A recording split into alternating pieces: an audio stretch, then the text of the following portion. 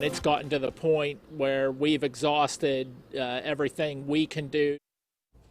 A city turning to the future for a historic building faces roadblocks preventing progress. Plus, a community celebrates a historic victory after a local baseball team makes major strides on the baseball diamond. We'll have the details. Good evening and thanks for joining us. I'm ALVAREZ. After around a decade of back and forth between community leaders, one city in Blair County is now considering using eminent domain on a historic building that once served as a popular store. Our Scott Mattis has been following this story. He joins us live in Altoona from the McCrory's building. So Scott, are there any developments tonight? Yeah, right now the doors are still locked as they have been for about 10 years, but the city of Altoona, they're poised to change that. Back in the day, it was the place to be. But over the last 10 years, things have dramatically changed for the McCrory's building in downtown Altoona.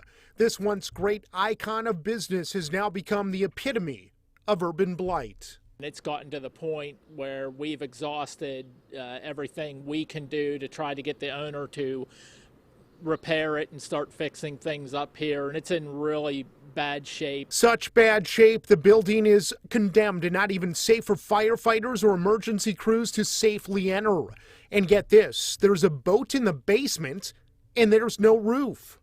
The owner is not making any necessary repairs, and that same owner is not selling to someone who will. There are folks that have been interested in it, and at least a couple of decent offers have been made for the building, but it appears the owner is just not they just don't want to sell. So the city council initiated discussion on whether or not to enact eminent domain, which through a legal process would take away the property and the building from the current owner with a monetary transaction and sell it to someone who is willing to actually fix it. We cannot have this public health and safety issue here like this any longer.